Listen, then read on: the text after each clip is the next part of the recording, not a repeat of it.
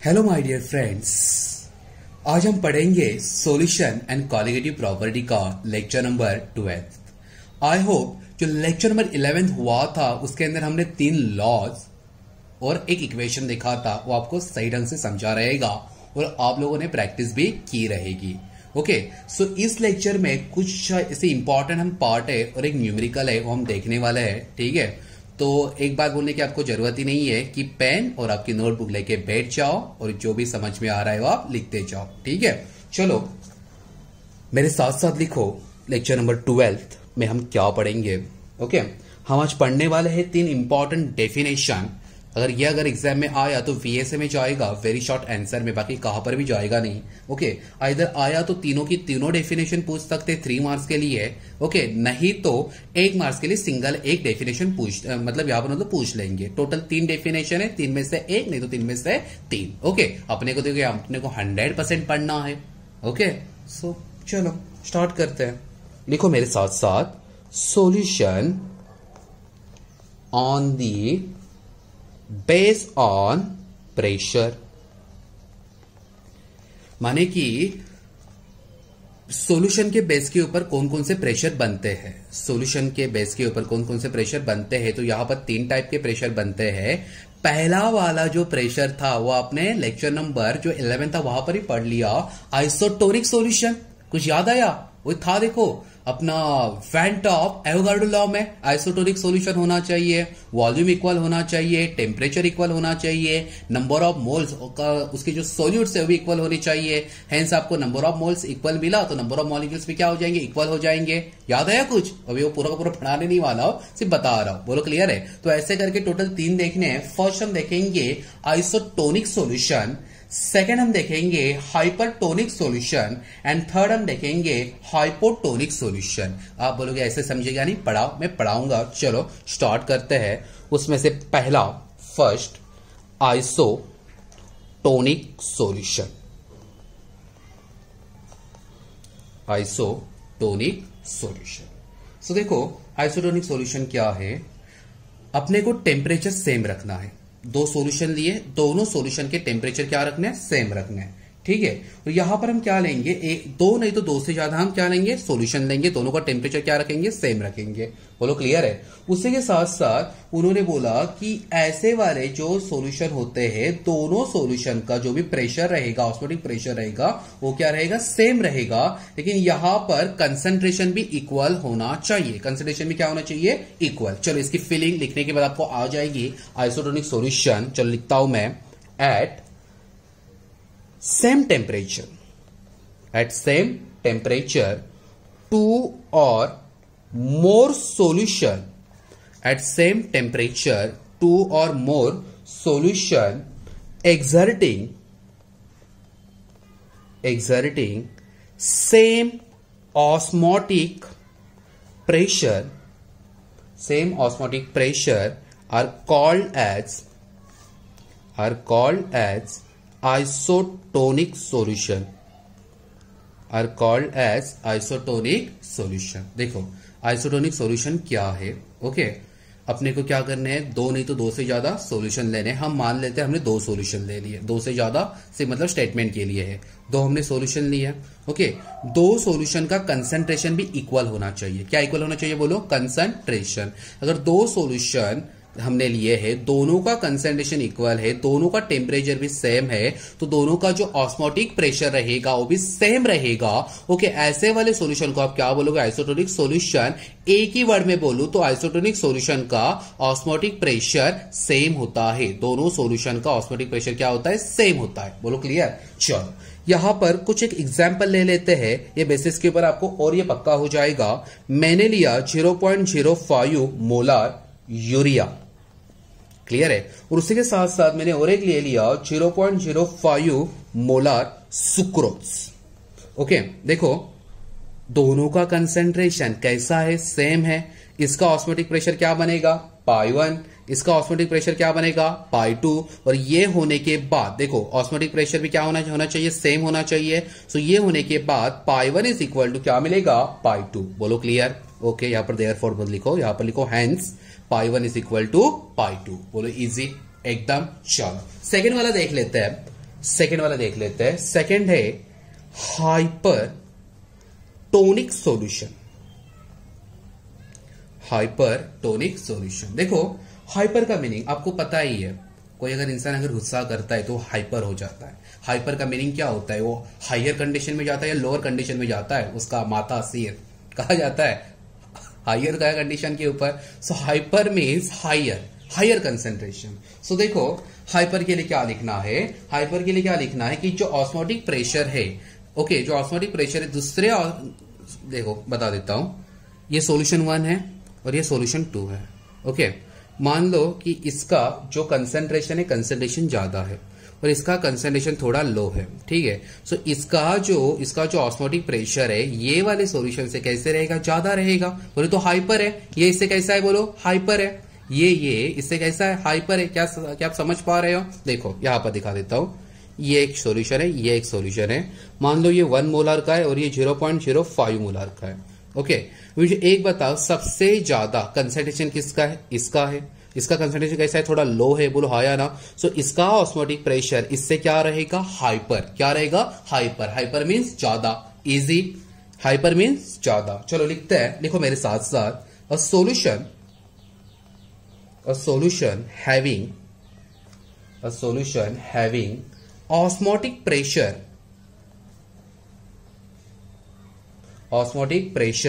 higher, hyper का meaning क्या है, higher than that of other solution is called hypertonic solution, is called hypertonic solution। चलो example ले लेते हैं और क्लियर करने के लिए। मान लो मैंने यहां पर ले लिया 0.1 मोलर ले लिया यूरिया। इसका ऑस्मोटिक प्रेशर क्या बनेगा, π1। और मैंने यहां पर एंड लिखना भूल गया मैं। और मैंने यहां पर ले लिया 0.05 मोलर सुक्रोज, वही एग्जाम्पल रखते हैं। इसका है π2 ऑस्मोटिक प्रेशर। आप मुझे बताओ, अगर मैं हाइपर की बात कर रहा हूं तो मैं ज्यादा की बात कर रहा हूं, तो इसमें सबसे ज्यादा ऑस्मोटिक प्रेशर किसका रहेगा, जिसका कंसेंट्रेशन ज्यादा। सो कंसेंट्रेशन ज्यादा किसका है, 0.1 मोलर यूरिया का। सो π1 इज ग्रेटर देन π2। बोलो क्लियर है। सो इसमें से हाइपर कौन सा, π1। ये किससे, π2 से। बोलो क्लियर। हाइपर का मीनिंग क्या है, higher than that of other solution. बोलो इजी। ओके, इसके बाद सबसे लास्ट वाला जो सॉल्यूशन है, solution on the base of pressure, वो हम ले लेते हैं। उसका नाम है हाइपोटोनिक सॉल्यूशन। Hypotonic solution. आपको यहां पर मैं एक बात क्लियर करना चाहता हूं, हाइपोटोनिक सॉल्यूशन या हाइपरटोनिक सॉल्यूशन से टोटली अपोजिट है, सिर्फ उल्टा कर देना है। तो उल्टा में क्या आएगा, जहां पर हायर है, हायर के यहां पर क्या आएगा, लोअर आएगा। और ये जो ग्रेटर देन दिखा रहे थे वहां पर क्या दिखाना पड़ेगा, लेस देन। कैसे, चलो दिखा देते हैं। Okay, a solution having osmotic pressure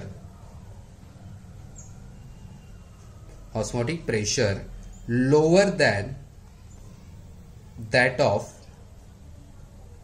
other solution is called hypotonic solution। Means वही एग्जाम्पल हम यहां पर ले लेते हैं। हमने ले लिया 0.1 मोलर यूरिया, जिसको हमने माना π1। ओके, एंड 0.05 मोलर सुक्रोज, जिसको हमने माना π2। बोलो क्लियर है, एकदम ठीक है। अभी यहां पर देखो, अपने को यहां पर क्या बोलना है, कि यहां पर हाइपर कौन है, इतना ही बताओ मुझे। हाइपर कौन है, ओके, हाइपर कौन है इसमें, 0.1 मोलर यूरिया।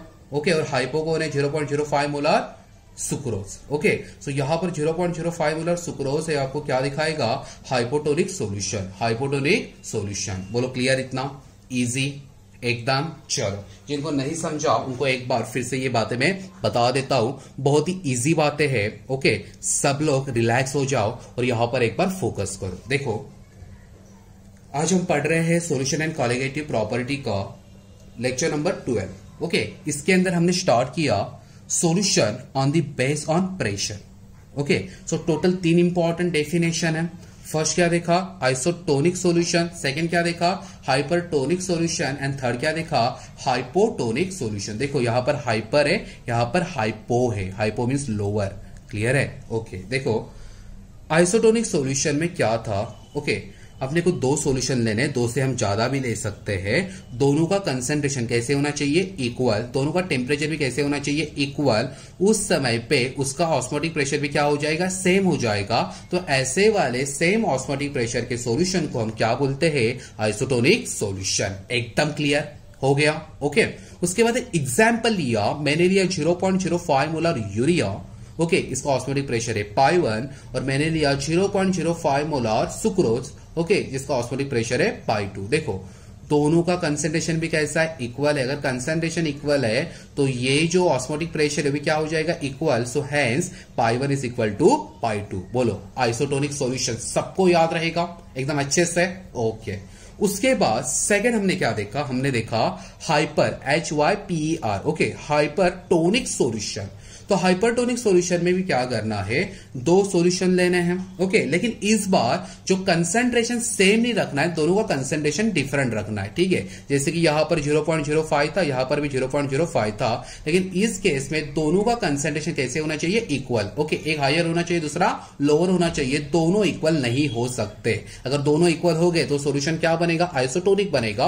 अपने को बनाना है हाइपरटोनिक सॉल्यूशन। तो देखो यहां पर उन्होंने क्या बोला कि 2 हमने सॉल्यूशन लिए है। ओके, एक का कंसंट्रेशन ज्यादा है, दूसरे का कंसंट्रेशन लो है। ओके, जिसका कंसंट्रेशन ज्यादा है वो क्या क्या बनेगा, यहां पर हाइपर बनेगा। ओके, और जिसका कंसंट्रेशन लोअर है वो यहां पर क्या बनेगा, हाइपो बनेगा। बोलो क्लियर है? सो देखो a solution having osmotic pressure higher than that of other solution is called as hypertonic solution. तो देखो एग्जांपल में क्या लिया, 0.1 मोलर यूरिया लिया। ओके, इसका ऑस्मोटिक प्रेशर कितना है, π1।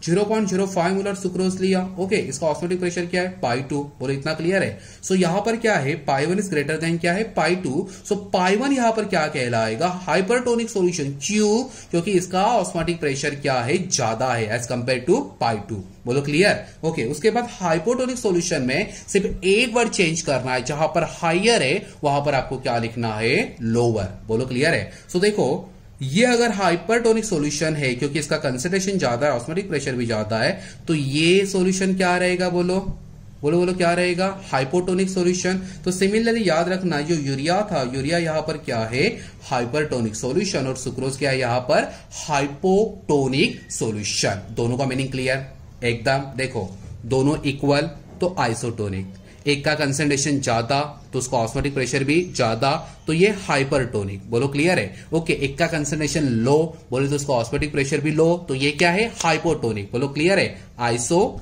Okay, hyper and hypo. Easy एकदम। आगे बढ़ू, आई होप सबको समझा रहेगा, आया ना? चलो आगे बढ़ता हूं।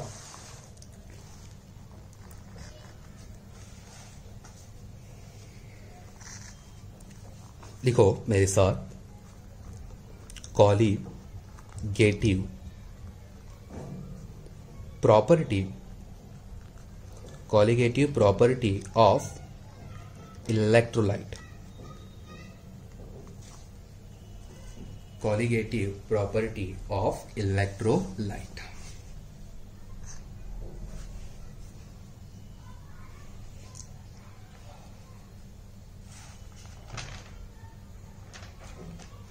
लिखा सबने?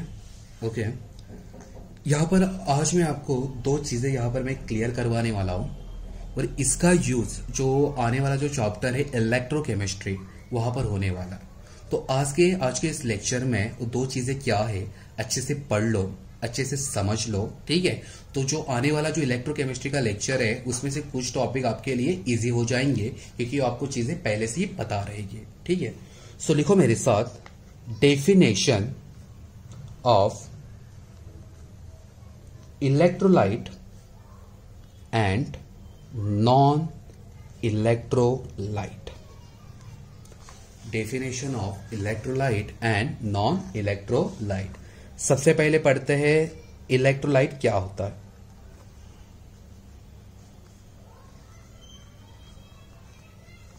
सबसे पहले पढ़ते हैं इलेक्ट्रोलाइट क्या होता है। देखो सबसे पहले आपको बताता हूँ सिंपल में इलेक्ट्रोलाइट क्या होता है, बाद में हम लिखेंगे और फिर से एक बार समझेंगे।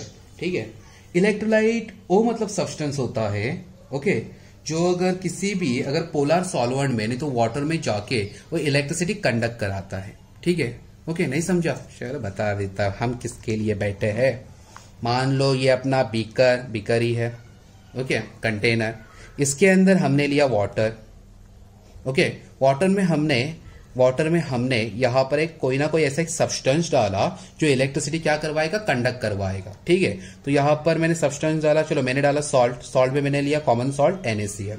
मुझे एक बताओ ये वाटर है, वाटर क्या है, सॉल्वेंट है, सॉल्ट क्या है, सॉलिड है, दोनों को ऐड करने के बाद क्या मिलेगा, सॉल्यूशन मिलेगा, माने कि कंटेनर में क्या पड़ा है, सॉल्यूशन। चलो इतना क्लियर है एकदम okay.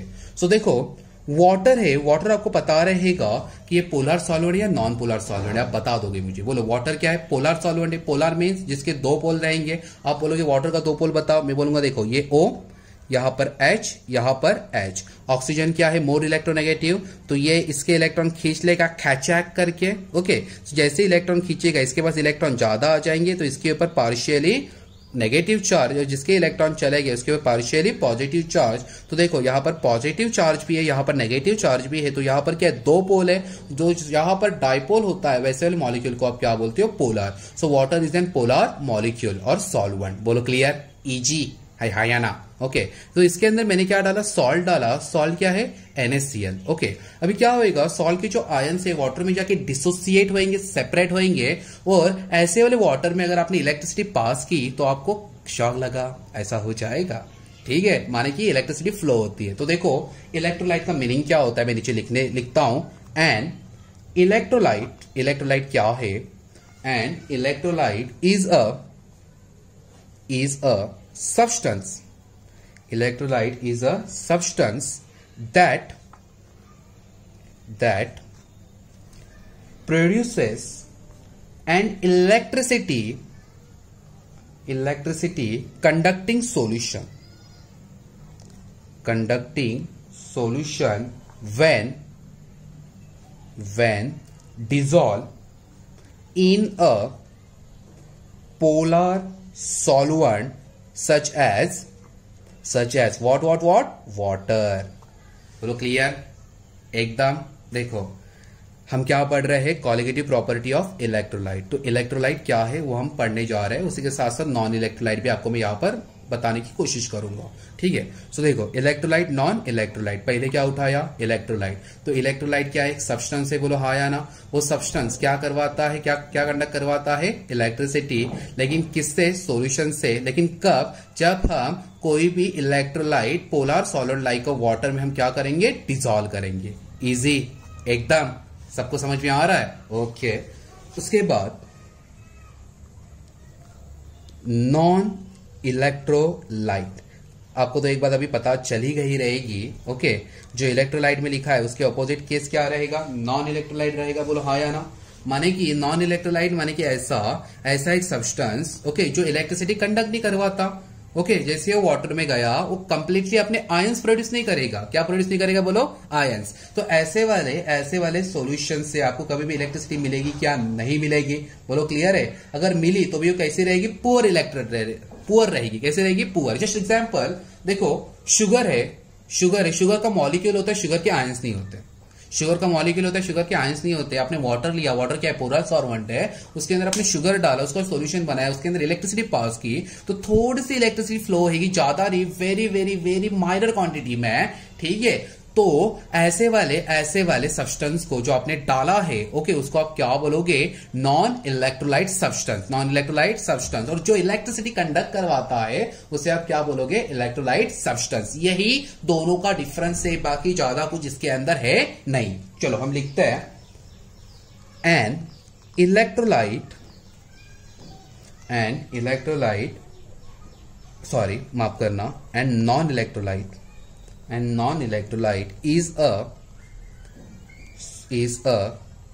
substance that do not exist in an ionic form वो आयन कभी भी फॉर्म नहीं कर सकते और आयनिक फॉर्म में नहीं रहेगा इन aqueous solution, aqueous means water, aqueous solution, full stop. Okay, then continue. Non-electrolyte substance tend to be poor electrical conductors. चलो लिख लो डेफिनेशन, वीडियो को पॉज करके अच्छे से लिखना। ये लिखने के बाद फिर से एक बार इसका जो मीनिंग है अच्छे से बताऊंगा और जो अगला वाला टॉपिक है उसके ऊपर हम चले जाएंगे। लिख लो, वीडियो को पॉज करके लिखो फटाफट।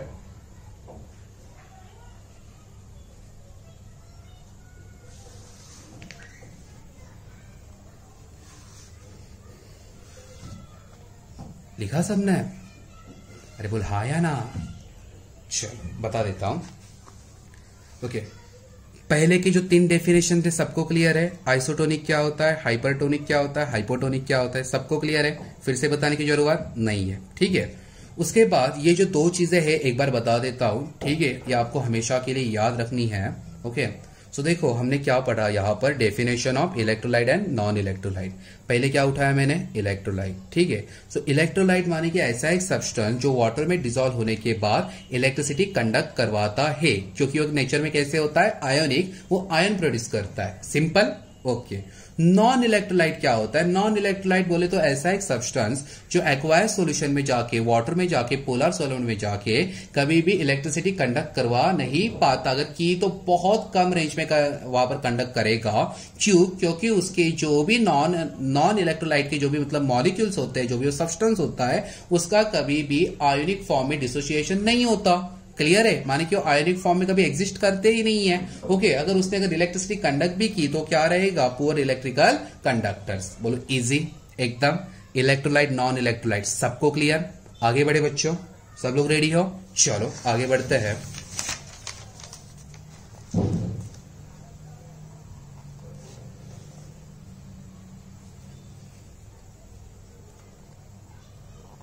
ओके, आज के इस लेक्चर का सेकंड लास्ट टॉपिक। ओके, अगर डेरिवेशन अगर एग्जाम में आता है तो 2 मार्क्स के लिए आएगा। आने की प्रोबेबिलिटी 50-50% है, लेकिन ये वाले डेरिवेशन के बेस के ऊपर ये होने के बाद आपको एक न्यूमेरिकल सॉल्व करना है। वो न्यूमेरिकल सबसे इंपॉर्टेंट है, उसकी आने की प्रोबेबिलिटी बहुत ज्यादा है, ठीक है। चलो लिखो मेरे साथ साथ, स्टार करके, चांदनी करके लिखो।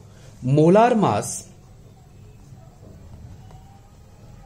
mass of solute from osmotic pressure.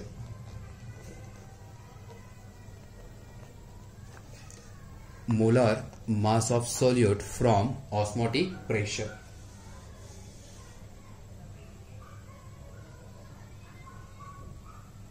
सबने लिखा? सब लोग रेडी हो? 2 मार्क्स का सवाल है और इसका जो भी मतलब डेरिवेशन होके, जो डिराइव होके जो फॉर्मूला बनेगा, फॉर्मूला अगला वाला जो आने वाला न्यूमेरिकल है, लास्ट न्यूमेरिकल है, उसके लिए इंपॉर्टेंट है, ठीक है। चलो स्टार्ट करते हैं। Consider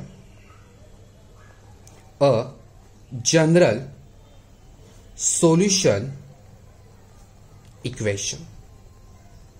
consider general solution equation. कुछ बच्चे सोचेंगे अरे ये कहाँ तो पढ़ा है, कहाँ पढ़ा है? अरे पहले ही तो हो चुका है। तो हमने क्या देखे थे? 3 लॉ, हाँ या ना, और एक इक्वेशन। तो वही इक्वेशन है। तो इक्वेशन में क्या मिला था, किसी को याद है? वो इक्वेशन में क्या मिला था, किसी को याद है? चलो याद है तो बता दो मुझे, क्या मिला था? Pi V is equal to MRT। याद आया? अरे हाँ या ना, pi V is equal to MRT। So देखो यहां पर क्या करना है, यहां पर सिर्फ जो V है, V को हटा देना है, उसको यहां पर स्किप कर देना है। सो आपको यहां पर मिलेगा pi is equal to MRT। देखो मैंने वॉल्यूम को हटा दिया है। सो इक्वेशन क्या मिला? Pi is equal to MRT। अभी आप लोगों को पता है वेयर पाई बोले तो बोलो क्या है? Osmotic pressure. ओके, M बोले तो, कैपिटल M बोले तो मोलैरिटी एक्सप्रेस इन मोल पर लीटर, और भी क्या लिख सकते हो? मोल पर DM क्यूब। सही बात है बच्चा, ओके। उसी के साथ साथ कैपिटल R का मीनिंग क्या होता है? Gas constant.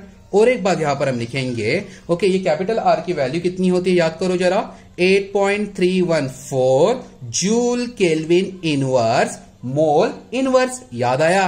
अरे हाया ना। ओके, आर की वैल्यू क्या है, 8.314 joule kelvin inverse mole inverse. ठीक है, और जो टी है बच्चा बच्चा जानता है, बोलो क्या है, absolute temperature, measure in what, measure in kelvin. बोलो इजी। ओके, उसके बाद हम यहां पर लिखेंगे बट जो कैपिटल एम है, जो मोलैरिटी है, अगर वो आपको बनानी है तो आपको क्या चाहिए, number of moles of solute चाहिए। बोलो हाँ या ना। उसी के साथ साथ क्या चाहिए, वॉल्यूम ऑफ सॉल्यूशन चाहिए 1 लीटर में। बोलो क्लियर है। सो एन डिवाइड बाय वी। तो उन्होंने यहां पर और एक केस कंसीडर की, जो एन है, एन को आप मानो 2, एन को क्या मानो, बोलो 2। So M is equal to N2 divide by V, N2 divide by V. अभी देखो ये m की वैल्यू आपको मिल गई है N2 डिवाइड बाई वी, ये यहां पर हम पुट करेंगे। मान लो कि ये है इक्वेशन नंबर 1 और ये है equation number 2। So equation 2 put in equation number 1। Okay, then we get pi is equal to N2 RT divide by V। Okay, इसको हम मान लेते, ये अपने को मिला इक्वेशन 3। क्या मिला, बोलो इक्वेशन 3। चलो मेरे साथ साथ कुछ लाइन लिखो। If the mass of solute in V litre of solution if W2 and its molar mass is M2। Molar mass is M2। Okay, देखो इसका मीनिंग क्या है।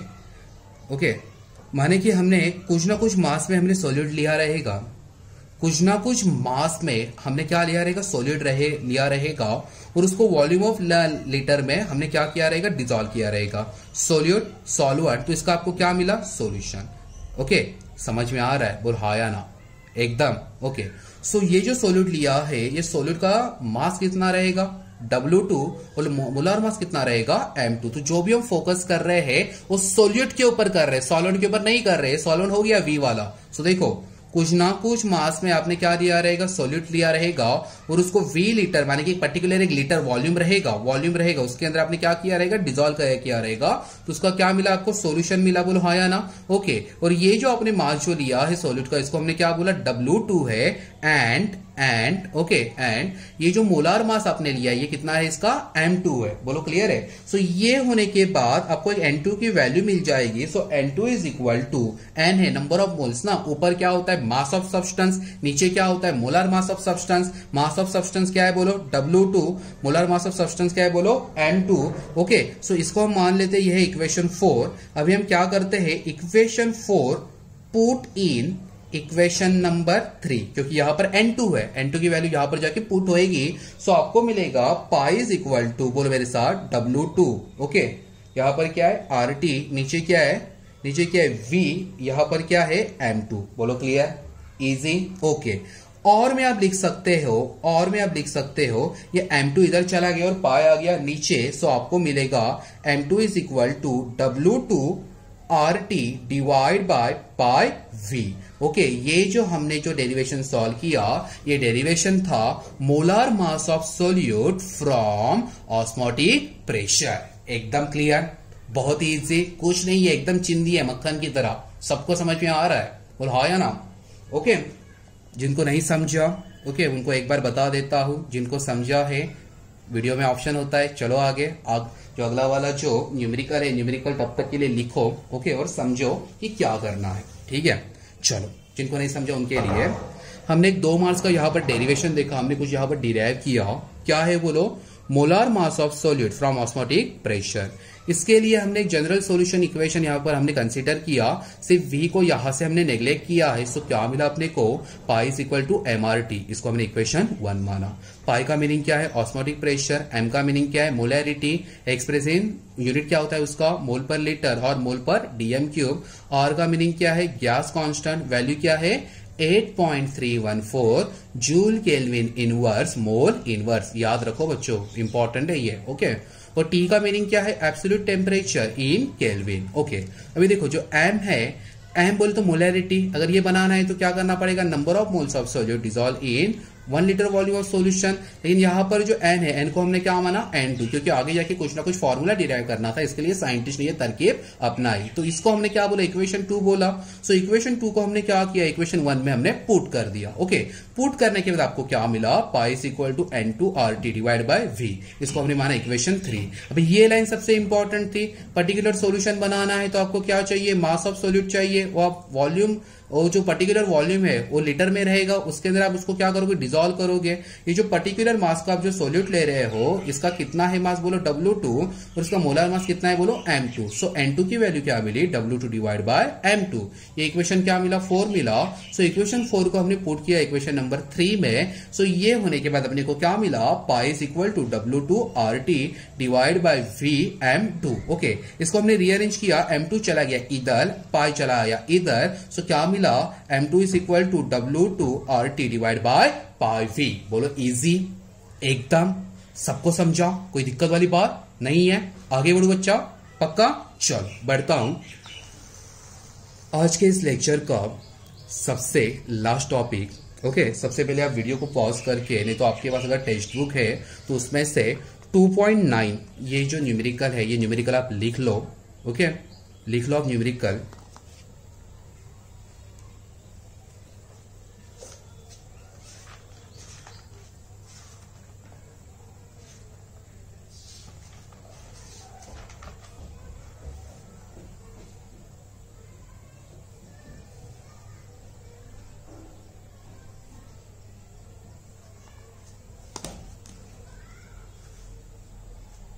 सबने लिखो, चलो जिन्होंने नहीं लिखा वीडियो को पॉज करके लिखो। एक बार क्वेश्चन पढ़ते हैं। ओके, उसके बाद इसका मैं मीनिंग बताऊंगा, बाद में हम इसे सॉल्व करेंगे। बहुत ही इजी है। ओके, और जो लास्ट वाला जो फॉर्मूला था, जो अभी हमने डिराइव किया, ओके, वही यहां पर यूज करना है। सो देखो क्वेश्चन में क्या पूछा है, what is the molar mass of a solute if a solution prepared by dissolving 0.822 gram of it in 300 milli-decimal cube of water has an osmotic pressure of 149 millimeter of mercury at 298 Kelvin। Okay, आपको भी पढ़ने आता है, मुझे भी आता है। चलो इसका मीनिंग आपको मैं यहां पर बता देता हूं। ठीक है, देखो मान लो एक बीकर लिया, एक कंटेनर लिया है। ओके, ये वाले कंटेनर में हमने सॉल्वेंट लिया, सॉल्वेंट है वाटर। सॉल्वेंट क्या है बोलो, water. Water is an universal solvent because 90% solution prepare in there water. So देखो वाटर लिया है, और वाटर की यहां पर हमने क्वांटिटी कितनी ली है बोलो, 300 मिली डीएम क्यूब। अभी कुछ बच्चे अरे कंफ्यूजन, ये मिली डीएम क्यूब क्या होता है, मैं सिंपल में बता देता हूं। क्या करना है यहां पर अगर जहां पर भी मिली आएगा, ओके, डिवाइड बाय 100 कर देना है। क्या करना है, डिवाइड बाय 100, तो ये डीएम क्यूब में कन्वर्जन हो जाएगा। अभी आप ही सोचो, अगर मैंने 300 डिवाइड बाय अगर 100 किया, सो आंसर कितना आएगा, बोलो बोलो कितना आएगा, सोच समझ के बताओ। सॉरी माफ कर रहा हूं, डिवाइड बाय 1000 करना है। ओके, क्योंकि डीएम क्यूब है, डेसिमल क्यूब है, डिवाइड बाय 1000। सो कितना आएगा, 0.3 आएगा। बोलो आया ना। सो 0.3 क्या आएगा, डीएम क्यूब। ये माफ करना, मेरे से गलती हो गई। सो 300 डिवाइड बाय कितना करना है, 1000, आपको मिलेगा 0.3 डीएम क्यूब। सो देखो ये हमने एक कंटेनर लिया है, ये कंटेनर में हमने क्या लिया, वाटर। ओके, वाटर कितना था, 300 मिली डीएम क्यूब। ओके, सो इसको क्या करना था, आपको डीएम क्यूब में कन्वर्जन करना था, तो डिवाइड बाय कितना किया, 1000। सो आपको कितना मिला, 0.3 डीएम क्यूब। क्या मिला, वाटर। वाटर क्या यहाँ पर, सॉल्वेंट। इसके अंदर हमने कुछ सोल्यूट ऐड किया, उस सोल्यूट का मास है 0.822 ग्राम। कितना है बोलो, 0.822 ग्राम। देखो सॉल्वेंट है, सोल्यूट है, दोनों को क्या मिला, सॉल्यूशन। बोलो इतना क्लियर है। ये जो सॉल्यूशन मिला है, इसका एक पर्टिकुलर ऑस्मोटिक प्रेशर है, पाई है, वो कितना दिया है, 149 millimetre of mercury.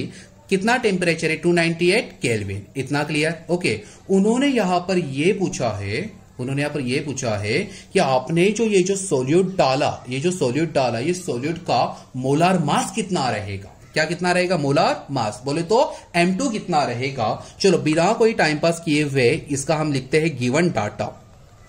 Given data. Ready हो?